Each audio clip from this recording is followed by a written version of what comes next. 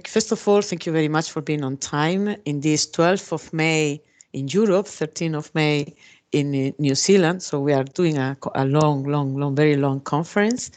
It's a pleasure for me to present Dr. Beare, who works in worked in the University of Lincoln in New Zealand in the plant and food research group. Mr. Dr. Beare is a very international recognized expert on the composition and function of soil organic matter and management to reduce the environmental footprint of agriculture. Of course, he had led major and several research programs, many involving international collaborations, serving as a part of the editorial board of 2 international journals. He's also a fellow of the Soil Science Society of America, the American Society of Agronomy, and the New Zealand Society of Soil Science. He was able to author more than 150 peer-reviewed scientific papers and book chapters. So I think most of you already know Dr. Beare. Thank you very much for being here and just teach us the more than advanced research that you have with the presentation that you are going to give us. This is about full inversion tillage in mixed crop pasture systems to sequester soil carbon and reduce the risk of N2O emissions. Mr. Beare, the floor is yours. Thank you very much, Rosa. Can you hear me all right? Yes, perfectly. Thank you. Great. So I'd like to begin by first thanking Rosa and Mark and other members of the Cropland Research Group and the Global Research Alliance. So as I was saying, I wanted to thank Rosa and Mark and the Cropland Research Group for the opportunity to talk to you today. And I'm going to talk to you about some work that we've been doing over the last number of years, exploring the idea that we might be able to use full inversion tillage during in crop and pasture systems, in particular pasture systems, but here in New Zealand we also often incorporate crops into those systems to effectively bury carbon. And build new carbon on a new surface, and that may not only contribute to sequestering carbon, but also potentially reducing the risk of nitrous oxide emissions. So I'll talk a little bit more about that in a minute, but I'd first like to acknowledge my collaborators on this program, and we had quite a large GRA-funded program funded largely by New Zealand. Which was led by myself, Roberto Calvero Beare, Sam McNally, and Mike Headley here in New Zealand from Plant and Food Research, where I'm located, and Sam, and also Massey University. And also just acknowledge a lot of other collaborators or contributors here at Plant and Food Research in New Zealand and at Massey University as well. And our colleagues at Manaki Whenua Land Care Research here in New Zealand as well, which is another one of the Crown Research Institutes. And also collaborators in Germany, in particular Axel Dawn and others at the Thuan Institute, and also in Ireland at Chagas and Trinity College Dublin, Mike Jones, Dominica Kroll, and Gary Lanigan. So there have been quite a number of people involved in this research program over the last few years. Now I'm going to focus my talk on the New Zealand-based research program, so I won't be talking about the results specifically from either Germany or Ireland, but we can follow up on that later if people are interested. So can you see the next slide then? Yes. Yes, okay, great. Yep. So I'll just begin with a little bit of background on New Zealand, just for those that don't know New Zealand well. New Zealand lies between 34 degrees south and 47 degrees south latitude. We have a temperate maritime climate here with quite variable rainfall. That is relatively high rainfall on our west coast and considerably lower rainfall typically on our east coast. The total land area is about 27 million hectares, and agricultural land makes up about 43% of our land area. The current land cover is dominated dominated by exotic grasslands and indigenous forests. We have smaller areas of tussock grasslands and exotic forests. And you'll note that the area under crop and horticultural production is very small in proportion. Despite that, we do have some fairly significant crop and horticultural sectors here. But the important point is that exotic grasslands make up a large proportion of our land area. 4.9 million people, so not very many. Not as many as some of the bigger cities in probably Europe, and we have about 39 million ruminant livestock, which is an important part of this story, I think. So now I'd like to just talk briefly about our agriculture greenhouse gas emissions. We know that greenhouse gas emissions and CO2 in the atmosphere have been steadily increasing globally. In New Zealand, agriculture accounts for about 40%, 48% of our total agricultural greenhouse gas emissions, which is very large in proportion to or in comparison to other parts of the globe. And methane makes up a large proportion of that, but nitrous oxide and lime and other components of those systems also contribute significantly. Now, since 1990, we've had about a 7% increase in methane emissions and about a 23% increase in nitrous oxide emissions. And a lot of that increase has come from expansion and intensification of the dairy sector in particular. The good news is that there has been a reduction in the emissions from our sheep and beef sector, but that's largely because that sector has declined relative to the growth in the dairy sector. But some of that reduction in emissions is due to better management and also sheep genetics as well. The total agricultural greenhouse gas emissions have also remained relatively constant since 2005, so there's not been huge increases there. And the government has set targets for 30% emission reduction by 2030, which we may or may not be on target to deliver, but that's the target. And gradually bringing in even stronger targets for longer periods of time, over longer periods of time.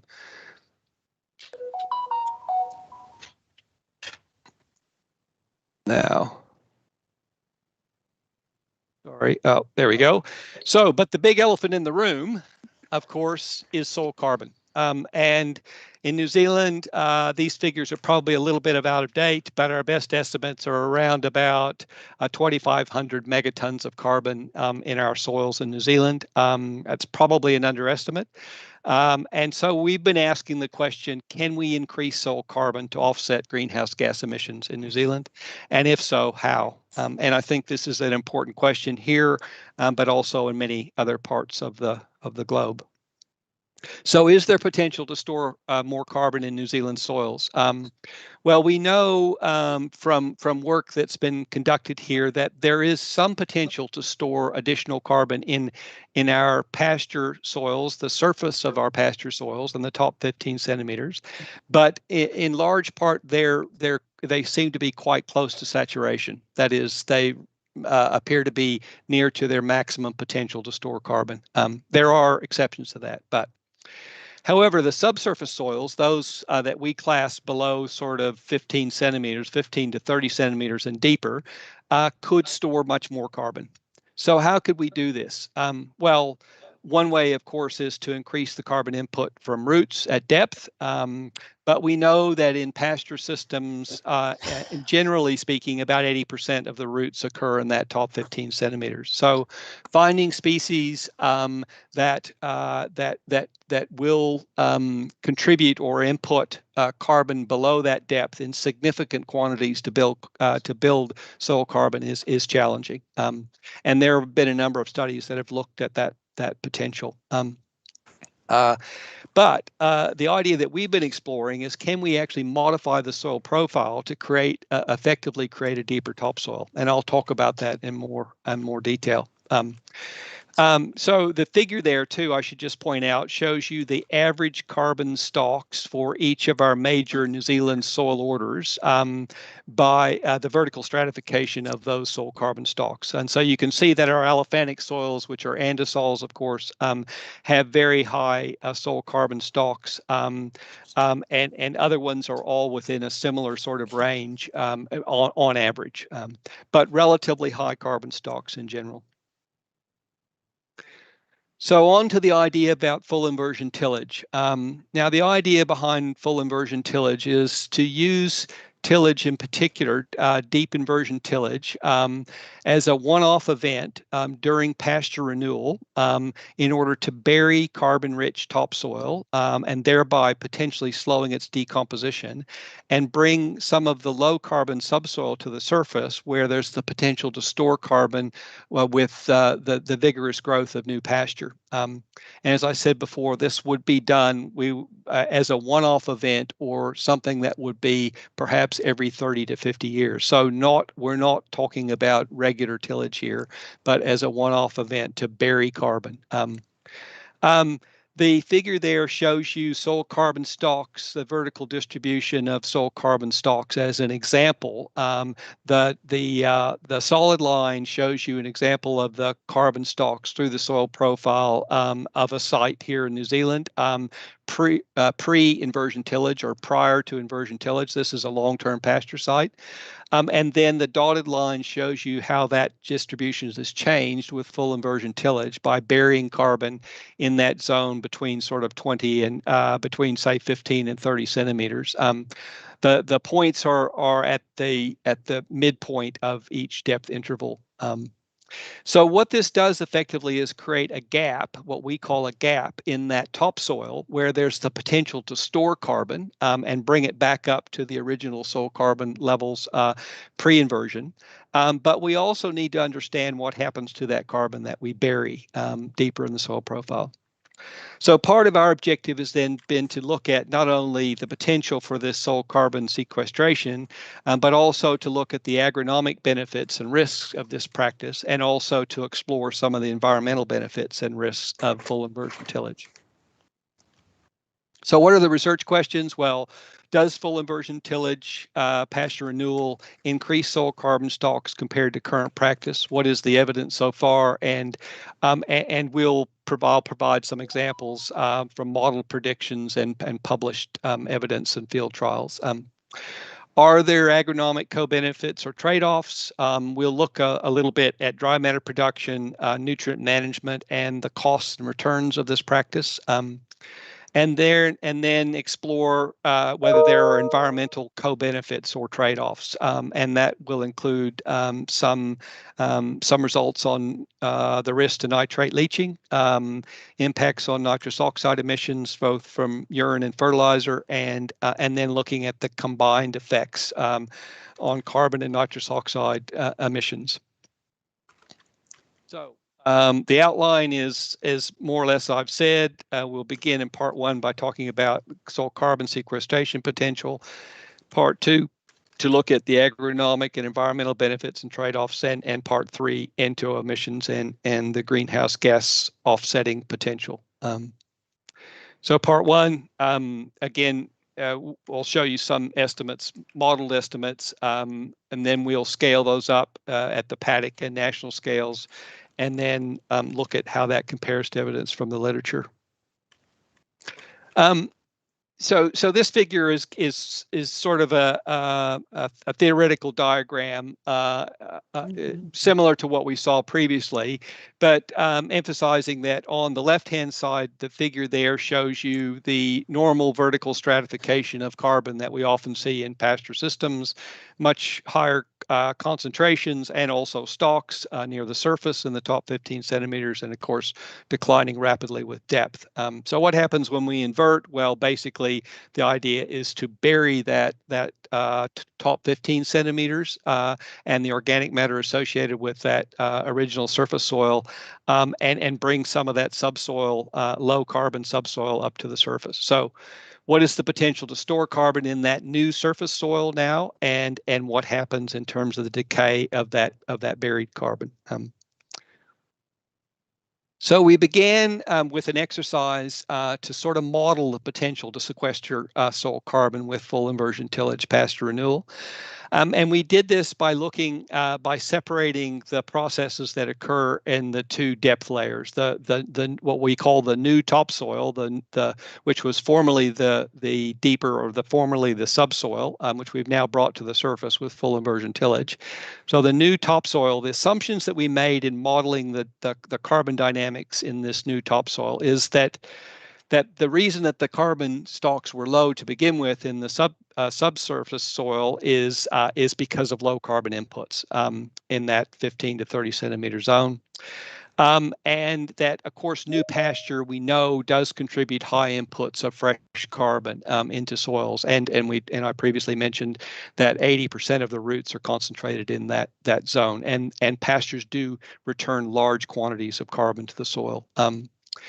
We assumed 20 years, a 20-year time period to reach new steady state conditions based on the IPCC guidelines. And we assumed that the maximum carbon stock that could be achieved over that 20-year period was 100% of the pre-inversion topsoil carbon stock, so that we could return that new topsoil to the carbon stocks in the original topsoil within that 20-year period. Now, we also modeled different scenarios. We modeled an 80% recovery and 100% recovery, that which we refer to as the accumulation efficiency. And we also looked at linear and sigmoidal increases in soil carbon stocks. And I just wanted to point out that these assumptions align quite well with published data here in New Zealand and in other studies. So the assumptions that we made for the subsurface soil, this is that originally the original topsoil that's now buried at 15 to 30 centimeters. So we assume that new pasture is capable of maintaining the carbon inputs to the subsoil at equivalent to what we had in the original pasture. I think that's a fair assumption, and probably it's likely that those carbon inputs would be, well, initially they would be a bit lower, but inputs are sufficient to maintain pre-inversion soil carbon stocks. So that the carbon from the new pasture would be at least sufficient to maintain the carbon stocks that were under the original pasture. And then we applied a simple two-pool model, looking at what we would call particulate organic matter, or the particulate organic matter fraction and the stable carbon fraction, or someone would refer to it as the mineral-associated organic matter, to simulate effectively the decomposition of that buried organic matter. So we assumed about 20% of and this aligns with our available data, about 20% of the carbon was in the palm fraction and a decay rate of 0.1 per year. And in the stable carbon represented about 80% of the total carbon stock, and of course a much slower decay rate. And those decay rates were based on data we have from a long-term trial here in New Zealand, where we had a plant-free fallow treatment, and we could assess some of those rate constants, but also from several other published studies. So what we did then was to apply those model assumptions to then effectively model and predict the changes in soil carbon stocks as a function of pasture, as a function of this full inversion tillage pasture renewal, applied to data that we had from 247 long-term pasture sites here in New Zealand. And all of these sites were selected to represent land areas that were plowable, capable of being plowed. They were on land use classes 1 to 3, which is all relatively high class soils and suitable for cropping and pasture production, on less than a 15-degree slope. And we applied the simulated full inversion tillage to the top 30 centimeters, as I've been discussing. Now, the figure on the left-hand side here shows you a plot of the net change in soil carbon stocks over a 20-year period, based on the assumptions that I discussed before for those 247 sites. And on the x-axis, I've plotted what we call the stratification ratio, which is basically the soil carbon stock in the top 15 centimeters of the original soil pre-inversion, prior to full inversion tillage, divided by the soil carbon stock in the 15 to 30 centimeter zone. So a higher ratio suggests a greater relative difference between the topsoil and the subsoil. And what you can see is that for some sites, a small number of those sites, there was a net loss of carbon. However, for most of the sites, there was a net increase in soil carbon stocks over that 20-year period. The increases tended to be higher in our allophanic or andesol soils, and varied somewhat between the other soil orders. Tended to be lowest for our recent soils, which are the least well developed. So now I'll go on and just talk a little bit about applying those data then to make some national estimates of the soil carbon sequestration potential of full inversion tillage, Pasture renewal. Again, we applied this to the top 30 centimeters of soil, and we predicted the changes over a 20-year period. We modeled, we used the modeled results. We applied this to GIS overlay of New Zealand land area and applied our land cover database to identify the areas that were under pasture, and also to assess what was suitable for plowing. And we applied it to separately to each of the major agricultural soil orders where we had different mean estimates of soil carbon stocks, and to only land that was less than 15-degree slope. So when we do this, we find that the mean total change, the values on the left-hand side of the table here, show you the mean total change in soil carbon stocks over that 20-year period where full inversion tillage was applied. And you can see the percentage changes there, ranging from as low as a 12% increase over that 20-year period up to 16% increase. The mean annual increases range from about 0.6 tons of carbon per hectare per year up to about 0.82 tons of carbon per hectare per year. The plowable land areas I discussed before, which we had resolved from our GIS information and land cover database, et cetera, the soil descriptions. And then from that, we calculated the net gain in soil carbon in megatons of carbon. And you can see that where we assumed 100% accumulation efficiency, that is, the topsoils could recover to the original topsoil carbon levels within 20 years. The estimate for the net change in soil carbon is about 36 megatons of carbon that could be sequestered. If we assumed an 80% recovery, then that value is lower, about 21, 22 megatons of carbon. But in the end, this accounts for about a 10 to 17% increase. This accounts for about 10 to 17% of New Zealand's total agricultural greenhouse gas emissions over 20 years. So it's not an insignificant sequestration of carbon, and in terms of its offsetting potential. But of course, the carbon that can be stored at a national scale will depend on the rates of adoption by farmers and the industries, and maintaining good levels of improved pasture production. Now, these results were recently published in Global Change Biology. There's also evidence from the literature that these sort of practices can make a difference and can sequester carbon. I've listed here a number of studies which have provided evidence of the potential to sequester carbon when soils of low carbon are converted to pasture or high carbon inputs, or where inversion tillage has been applied. So in all of these cases, we get a range of different carbon sequestration rates that range from as low low as, say, 0.55 tons of carbon per hectare per year up to as high as 3 or even 3.4 tons of carbon per hectare per year, which is actually a New Zealand study by Roberto Calvera Beare, who's actually online and was part of this research program. But so there is evidence that this that we can sequester carbon by burying it and building carbon on a new surface. There was one study that was part of this particular research program where the stratification ratio was not very high. So there was a smaller difference between the topsoil and the subsoil. In that case, based on 13 years, a 13-year trial, there was no change in the carbon following inversion tillage over that period. But most studies, I think, suggest that there is this potential.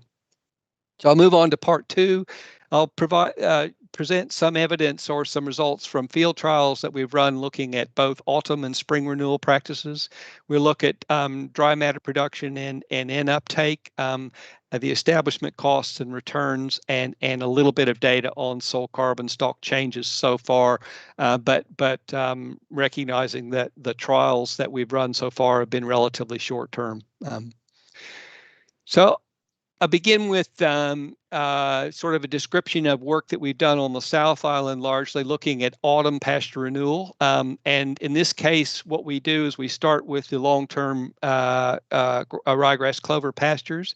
When pastures are renewed, typically the old pasture is sprayed out, and then either direct drilling or cultivation is used to establish a new pasture. However, in some circumstances, and I think this is a growing practice, is that a crop is established as a break between the old and the new pasture, and those crops are used as a forage for the livestock as well, or can be used for other purposes as well. And increasingly, there's interest in the production of things like oats for milk, hemp for milk. Production, and also for also other crops similar to that. But there is quite a lot of forage crop production as a break between old and new pasture. So we had 5 different treatments. 3 of those treatments went from old grass to new grass, and the new grass was established either by no tillage, shallow tillage, or full inversion tillage. And then we had 2 treatments where we went from old grass to a mix of forage oats and Italian ryegrass, which was harvested then before direct drilling ryegrass clover pasture again. And that was done by either no tillage to establish the forage oats and Italian, or full inversion tillage. Now I'll just show you some of the results in terms of dry matter production from this particular trial. The figure on the left-hand side shows you the accumulative dry matter production over the first 12 months. And the bars on the left-hand side there are what we call the grass-to-grass system, where we went from old pasture to new pasture as part of the renewal. And you can see that in all cases, with shallow tillage, no tillage, and full inversion tillage, we got a lift in total dry matter production over that 12-month period compared to continuous pasture, where we did not renew. So there are benefits from renewal for full stop in terms of dry matter production. If we compare that then to the system where we grew oats and Italian as a break between the old pasture and new pasture, and then followed that with the establishment of again, ryegrass clover pasture, you can see the dry matter production that we got from the oats and Italian ryegrass, and was considerably higher under full inversion tillage compared to no tillage, and then the subsequent grass production.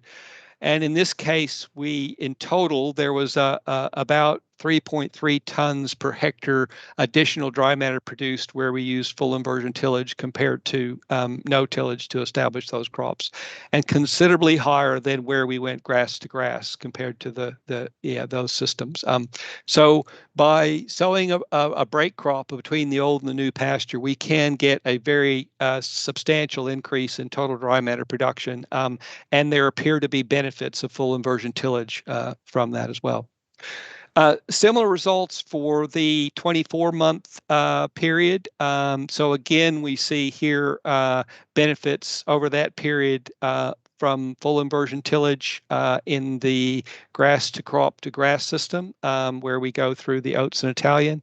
But there were no significant differences between shallow till, no till, and full inversion tillage in the grass to grass system in terms of total dry matter production. But again, all of them showed a net increase in dry matter production compared to continuous pasture.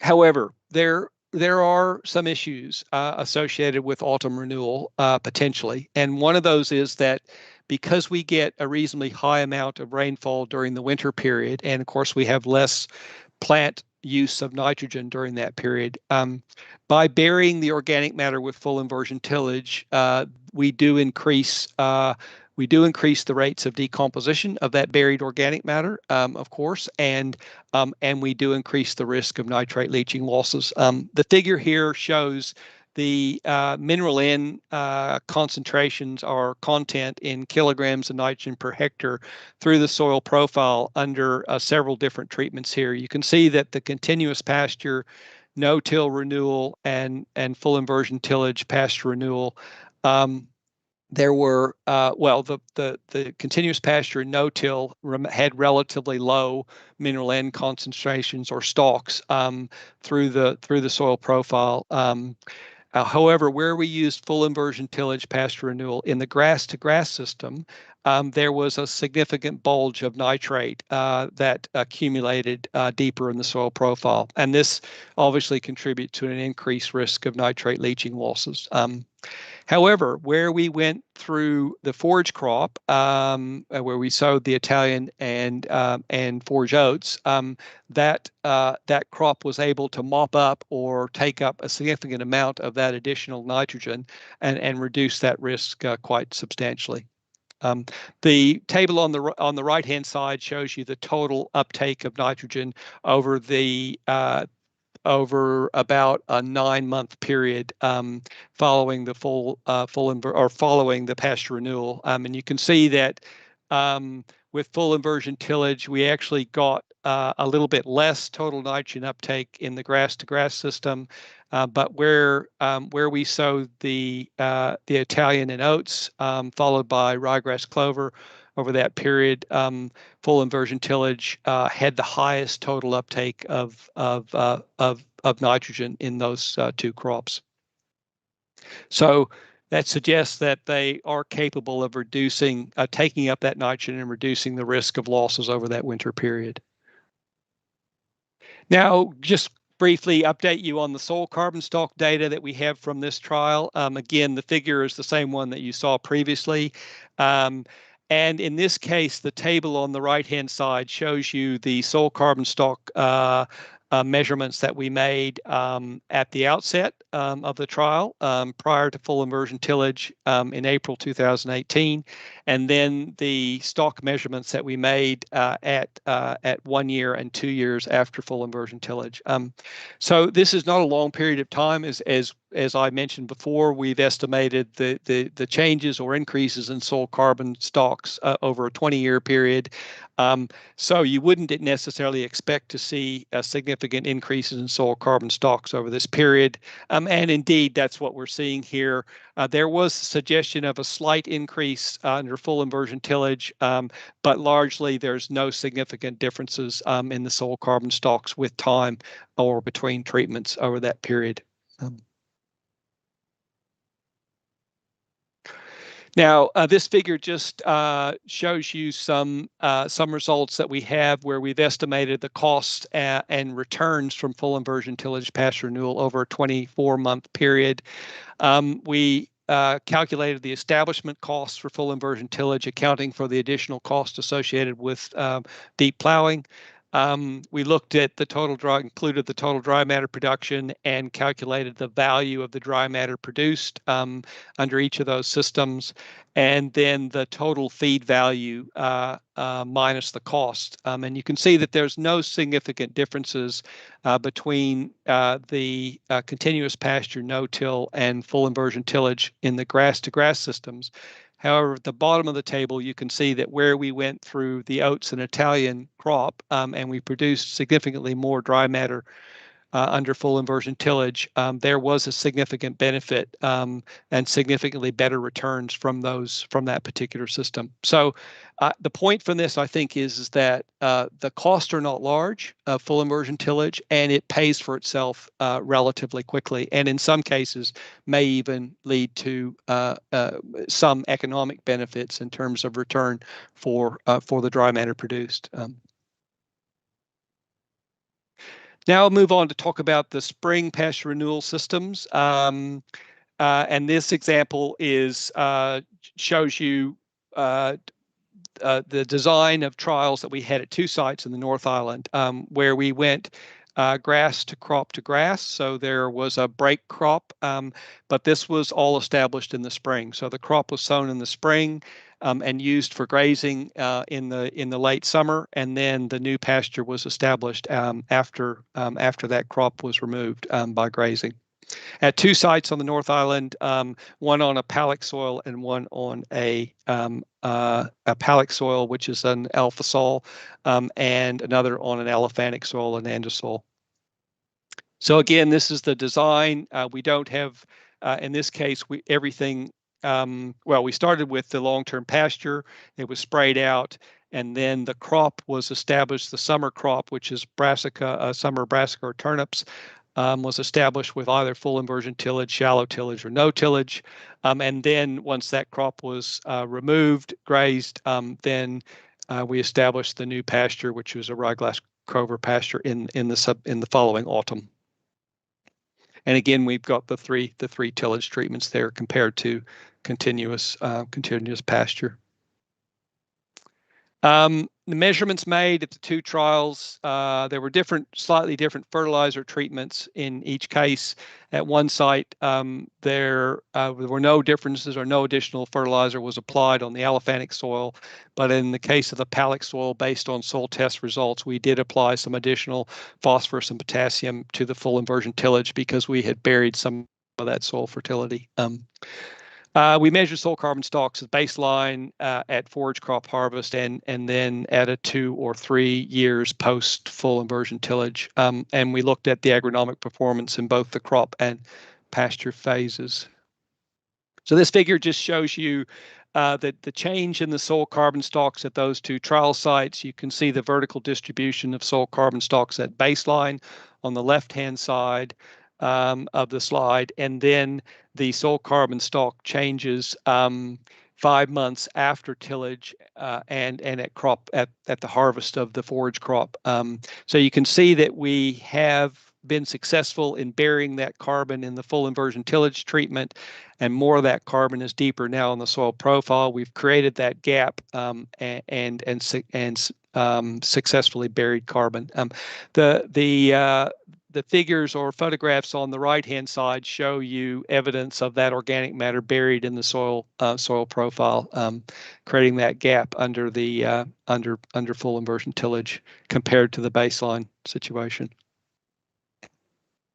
In this case, we also looked at dry matter production, and I guess the key point from this figure is that we had significant benefits from the full inversion tillage in terms of the dry matter production of the turnip crop. The bars on the left-hand side of the left figure show you the total herbage dry matter produced under full inversion tillage compared to the shallow till and no till treatments. So there was a significant lift in total dry matter production from full inversion tillage, but there were no differences in the dry matter produced once that crop was removed and new pasture was established over the next balance of the next 2 years, I guess, or year. And similarly, at trial site 2 on the alephanic soil, we also saw a lift in total dry matter production under the forage crop under full inversion tillage compared to shallow till and no till. So very similar to what we saw at the other trial site on the palic soil.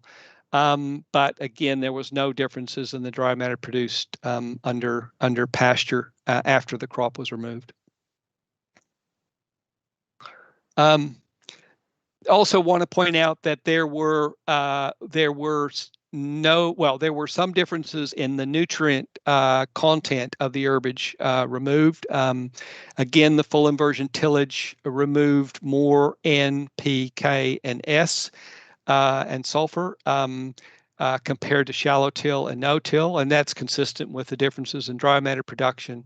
But again, we didn't see any differences in the nutrient content of the dry matter produced during the pasture phase of the trials at various points during the growing season. Now, this slide then shows you results from trial site 1.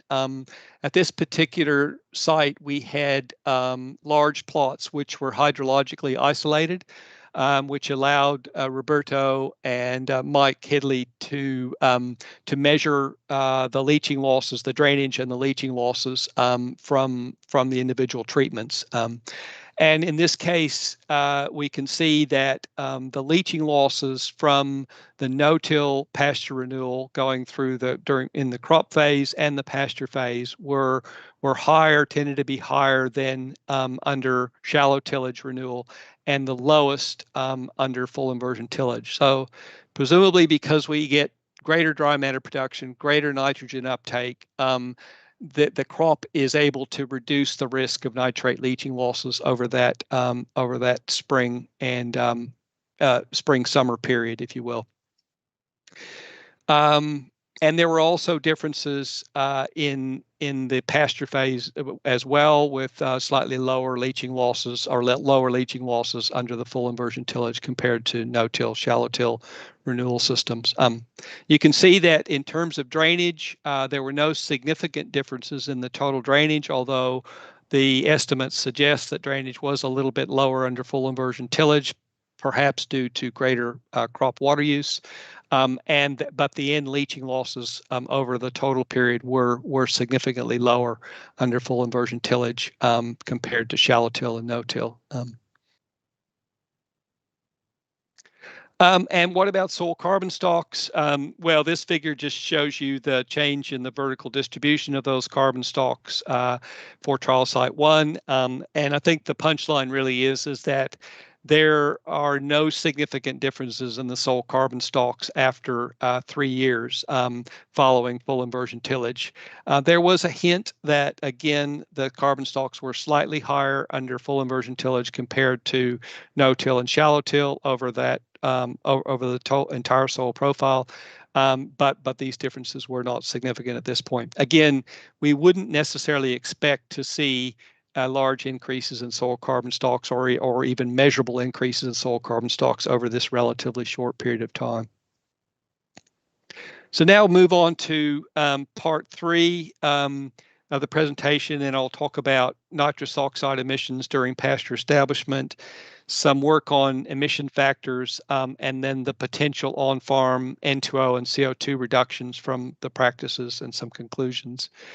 I'll go through parts of this reasonably quickly because I see we're perhaps a bit short on time. So this figure just basically shows you an example of the nitrous oxide emissions that we measured during the renewal phase. This is during that period when the old pasture was sprayed out and the new pasture was established. In this case, and the figure on the left-hand side of that figure prior to cultivation is the spray-off period, and you can see that compared to continuous pasture, we did get an increase in nitrous oxide emissions where the pasture was sprayed off.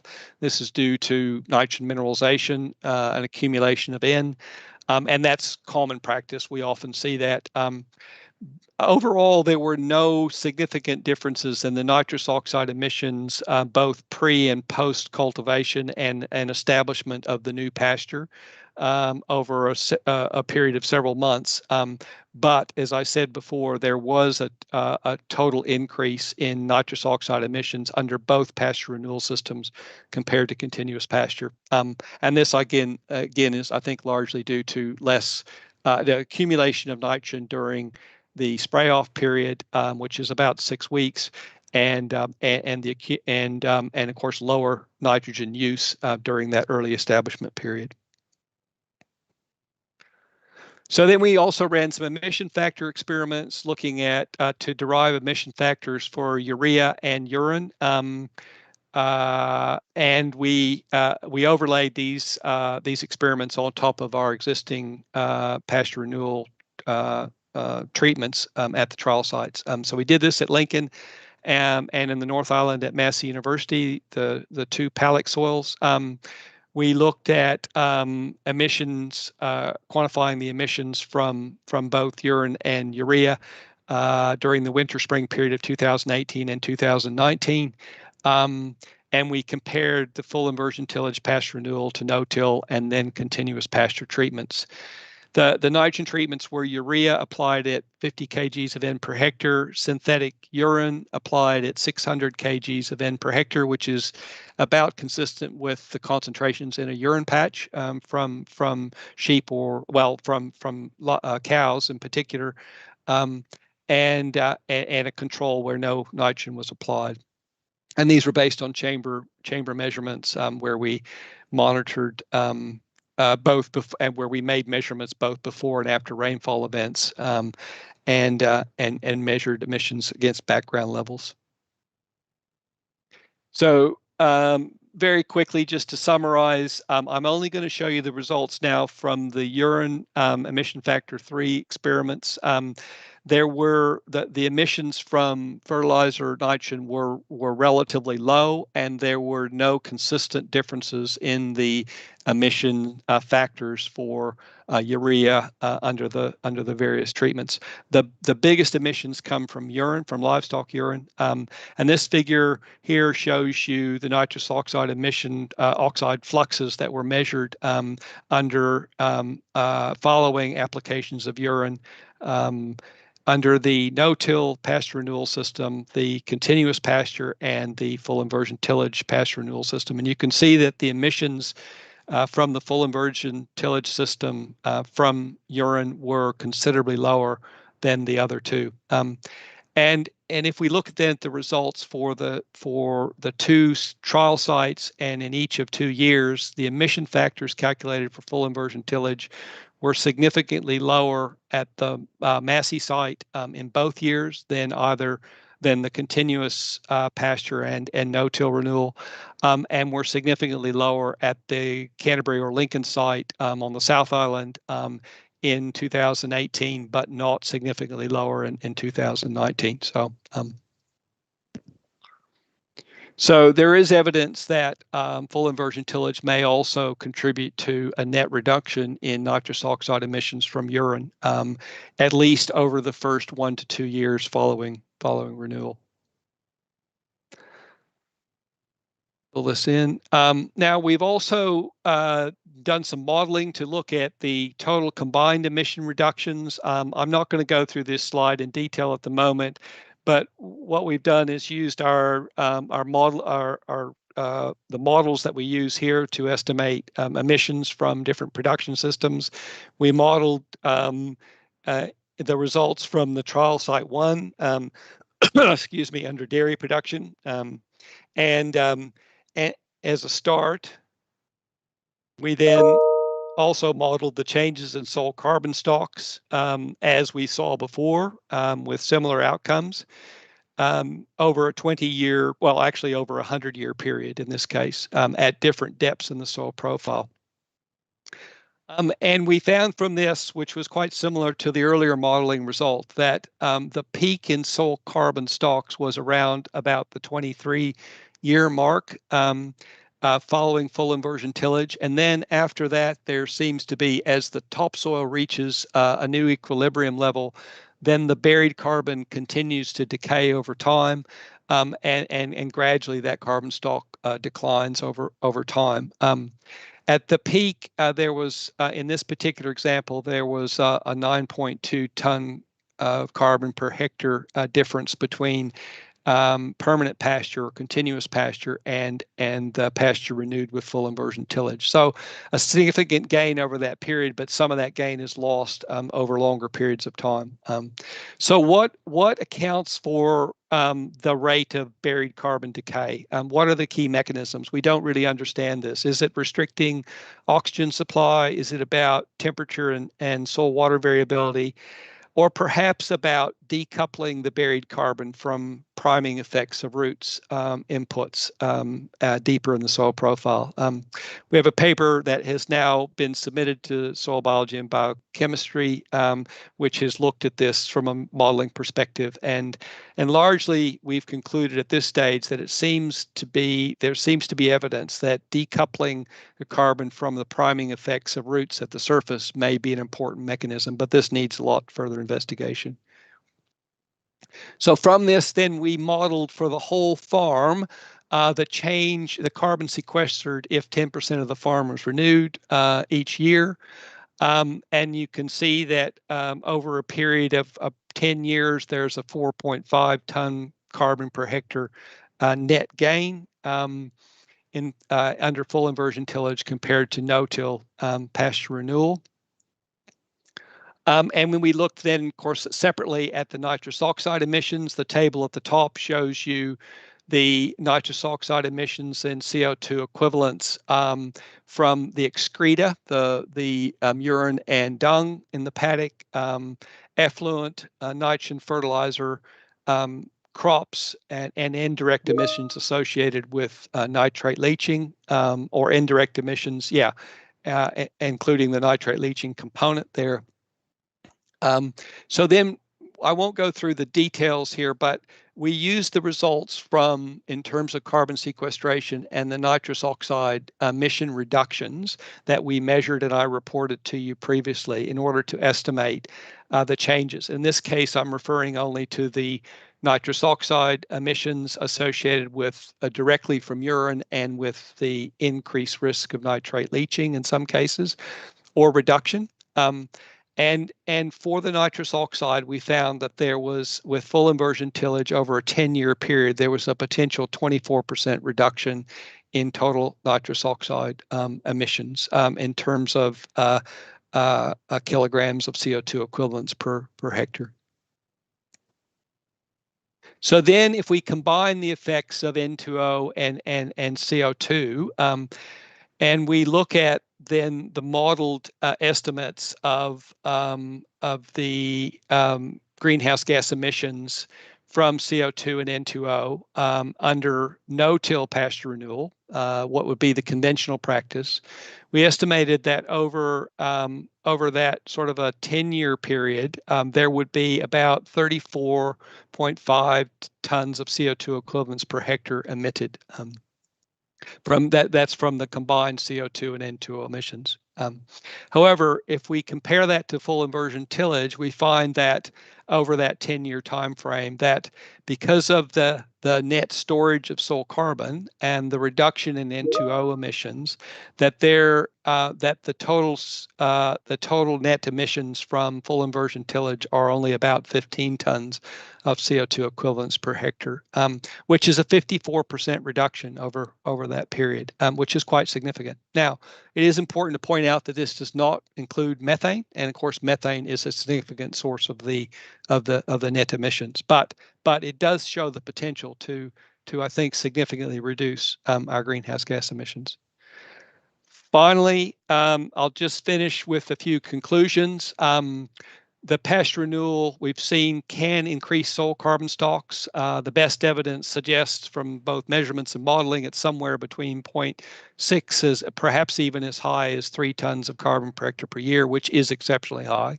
In New Zealand, the soil carbon sequestration potential we've estimated is somewhere between 21 and 36 megatons of carbon over 20 years, which is 10 to 17% of our agricultural greenhouse gas emissions over that period.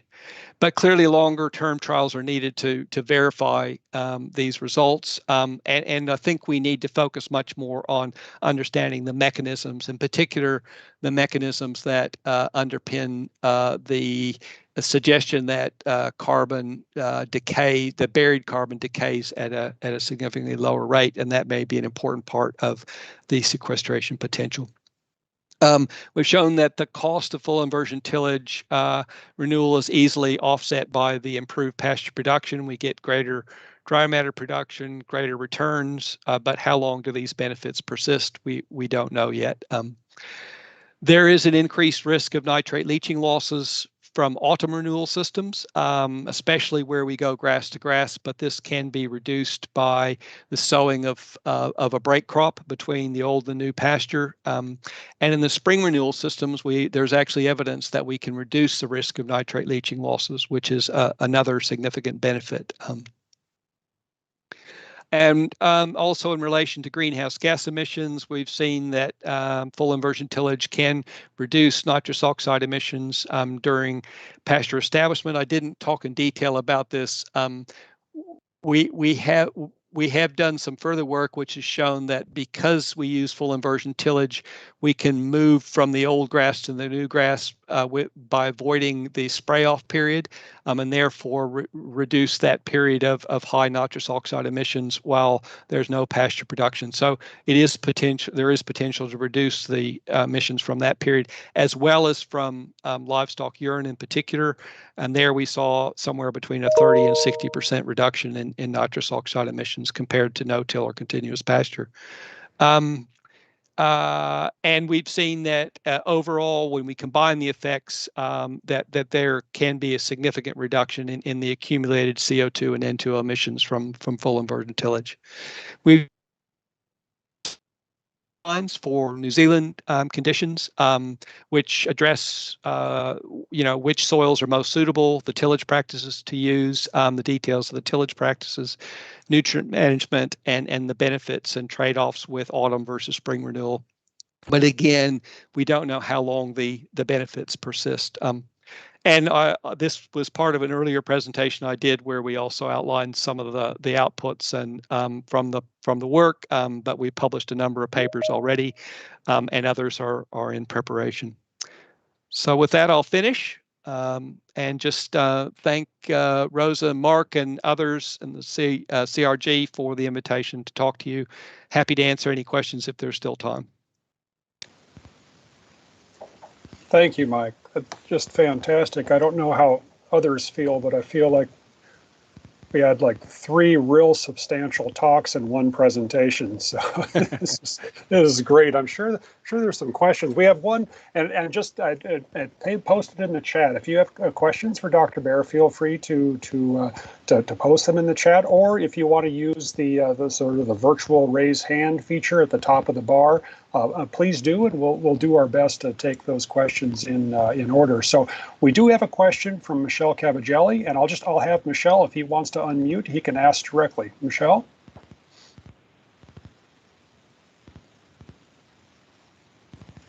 Hi, thanks, Mike, and thanks, Mike, for a great presentation, as Mark mentioned. I was wondering, on the reduction in carbon decomposition, you mentioned a couple of factors. Could it also be that that there's greater mineral organic matter interactions at depth that are reducing? Yes, absolutely. Yeah, absolutely. We think that's potentially one of the mechanisms that could be involved here, and of course that. I mean, the evidence that the rates of carbon accumulation on on undersaturated soils, that the rates of accumulation are higher than under soils that are near to saturation, is not it's not consistent. But I think certainly it would be our view that that where you've got lower carbon soils, there is the potential to increase in the early stages, increase the rate of carbon storage from those mineral interactions. Mm-hmm. Yeah, and if I could follow up with just a comment, I'll send you a paper that we've done in Maryland, USA, where we do show some similar results. We haven't.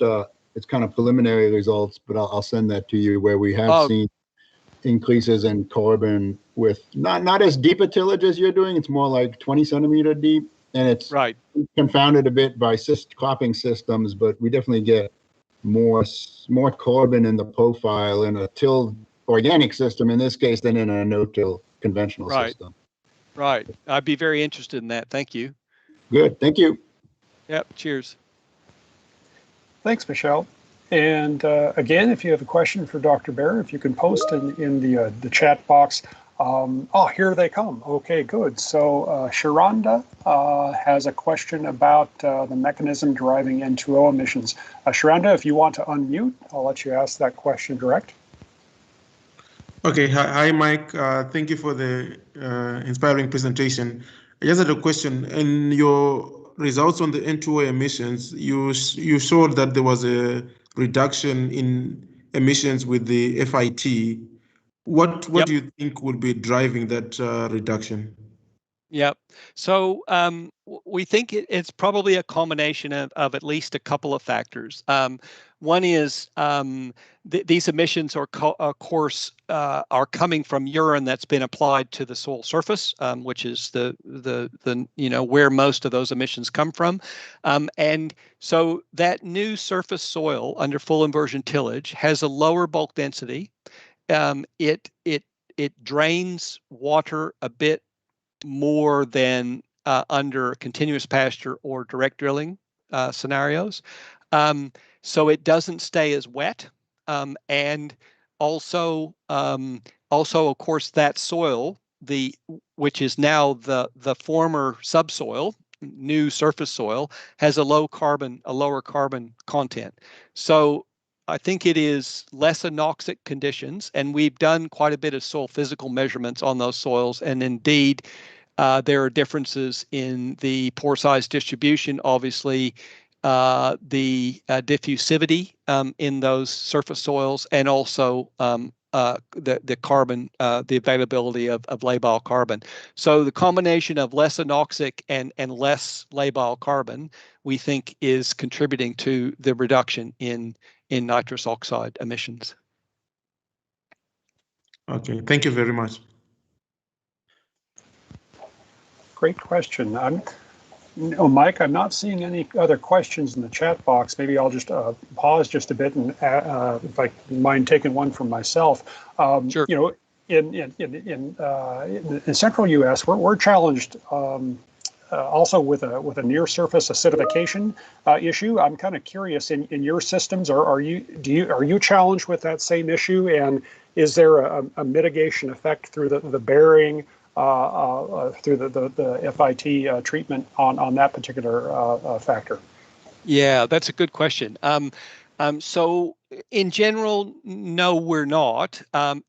I guess I would say that one of the challenges with in our system, the common practice for pasture renewal in our systems, and also to some extent in arable cropping systems, where no tillage is being used continuously, is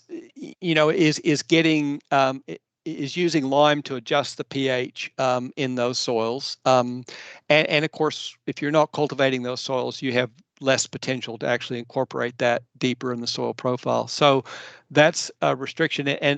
But in our systems, it's not a big issue.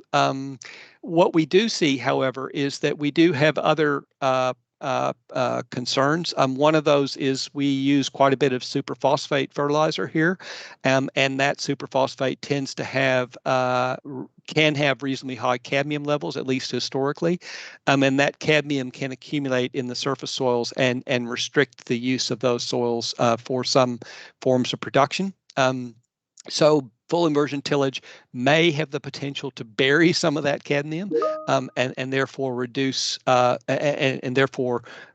reduce the risk of those, cadmium being a contaminant in food produced from the surface. But we have done a bit of preliminary work, and it doesn't look like it's a strong effect. The other benefit, of course, is we have pests here, including black beetle and other grass scrub and other pests of the pastures, and full inversion tillage, by burying that topsoil, can give you significant benefits in terms of the impact of those pests and potentially diseases as well, but we haven't looked at that closely. Very interesting. Thank you. I'm going to turn it over to Rosa. Rosa has a couple of questions. Yeah, thank you very much, Mike, for your excellent presentation. I really enjoyed it, and I think it's a very relevant issue.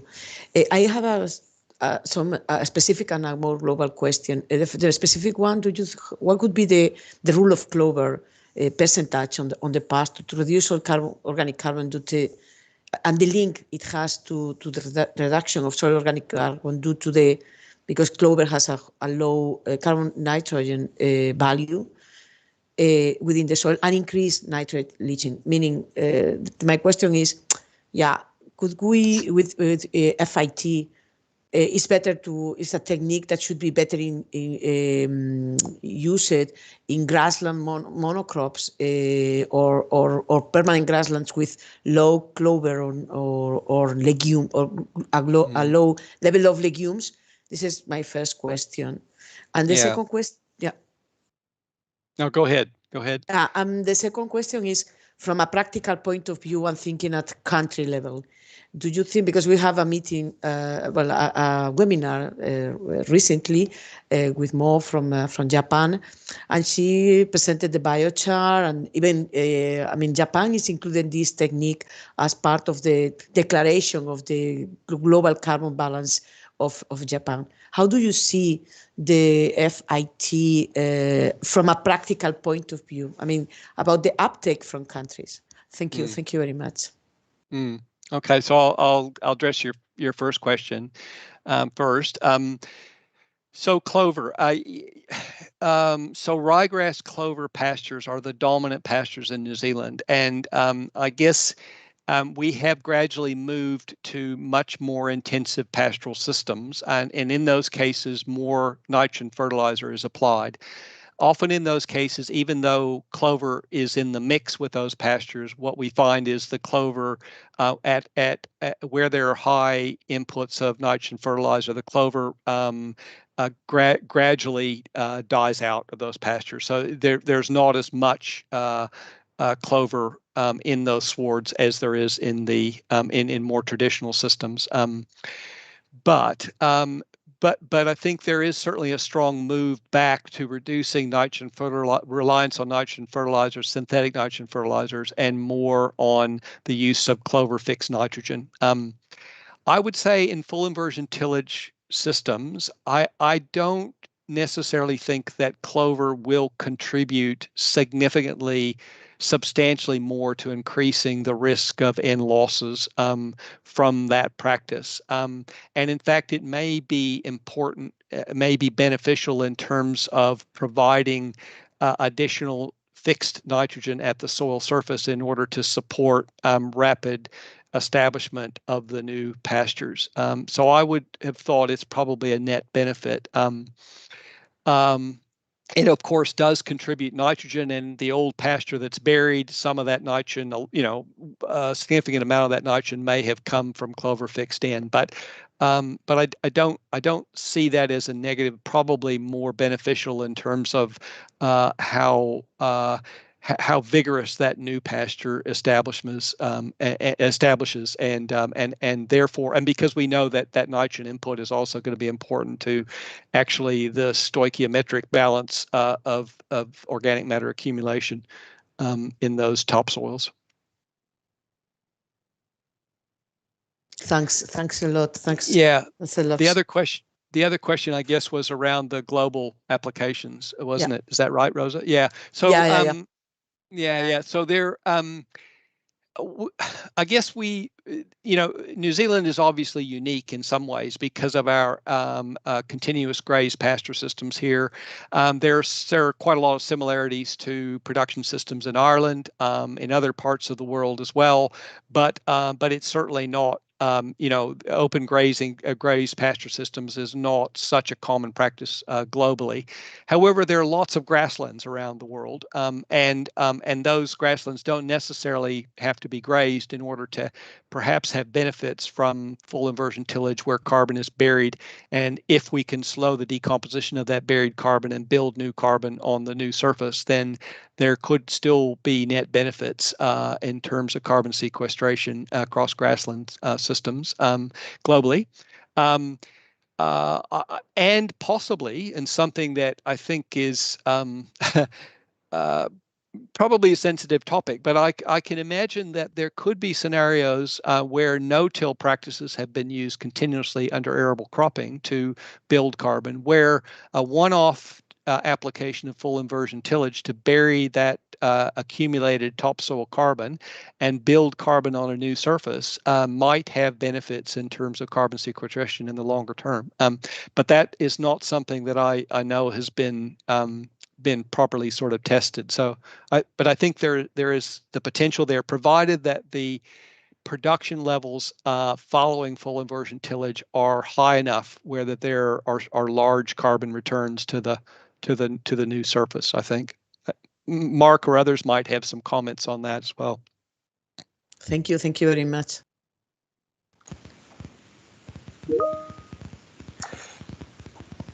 We have a question from Ladislao in Brazil on priming effects. Ladislao, if you want to unmute.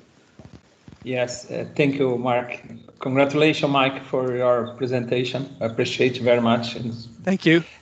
My comment is about prime effect. I don't know if it makes sense, but also about your conclusion, one of your conclusion about the mechanism of carbon storage and the composition. What kind of technique or analysis are you pretending to do? You have used a laser-based technique called laser-induced fluorescence that you work with whole soil sample to see soil carbon stability. You just published a paper in Soil Tillage now. I could send, but just if you could add some comment about this important subject. Thank you very much. Okay. Yes.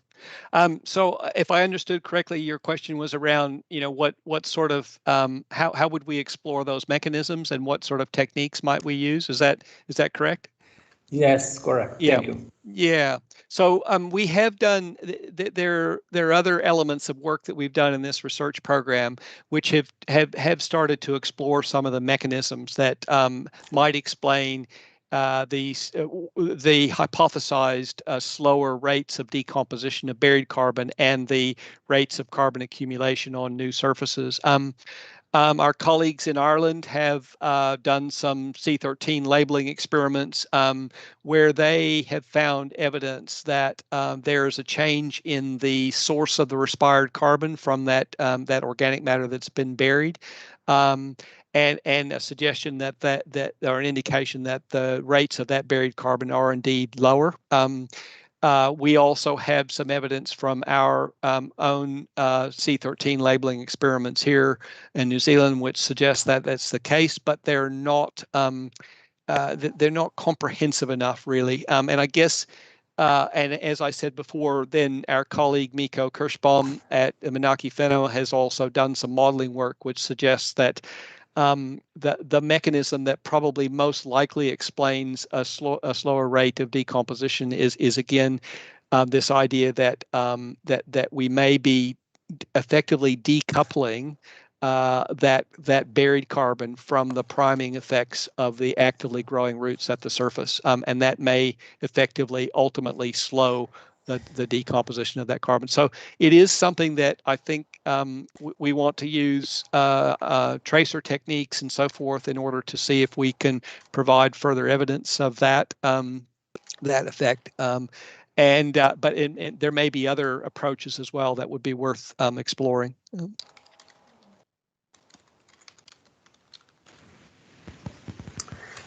Thank you so much, Mike.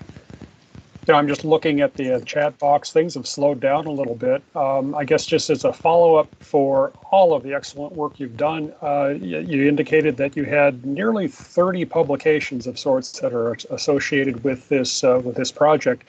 As a follow-up for our viewers and for other members of the community who would be interested, would you be able to share sort of a compiled list with us that we could circulate that out with the Croplands Research Group members? Yep, I can certainly do that. Some of those papers, I don't remember the details now, but some of those papers are published now. Other ones are still in review or in press, that sort of thing. But I can, and some of them are proceedings publications as well as journal publications. But I can certainly provide a list of those, and happy to, if anybody's interested, happy to provide updates when we have other papers that have been published.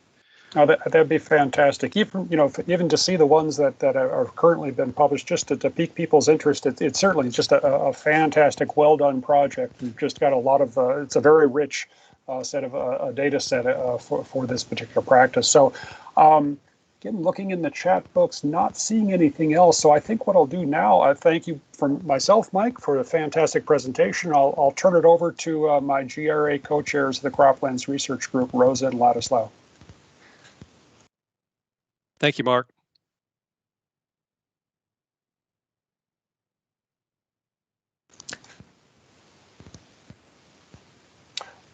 Rosa, did you want to have some final words? Well, I just want to say thank you to him. I don't know if Ladislao would like to make a bit of a wrap up or. Thank you, Rosa. No, it was amazing presentation and project and slides, everything, Mike. I appreciate very much. I believe that it was so important to use a new procedure for full tillage inversion. That is something that for New Zealand, as you've shown, but for other regions, the planet could be very important. This is that scientists must provide new challenges and new thinking. That is what you must do to this so challenging carbon sequestration, climate change topics. Then I appreciate very much your presentation. I'm sure that others attending are very satisfied with what you have brought for us. Thank you very much. Thank you. And Thanks, thank you, Ingrid. Ladislao. Yep. Great. Well, thank you. Thank you, Rosa. Okay, thank you, Mark, Ladislao. Yep. Thank you very much. So I Thank think you. that, yeah, we can close now the webinar. Please mind that you can have a look to it again if you wish. For sure you will, because there are many things that are very interesting there. And they will be in the channel YouTube. We will circulate that, and yeah, we will see each other again from the next in the next webinar. Thank you very much. Great. Thank you much. Thanks, Mike. Bye-bye. Bye now. Ciao. Take care, everyone. Ciao. Bye-bye. Bye.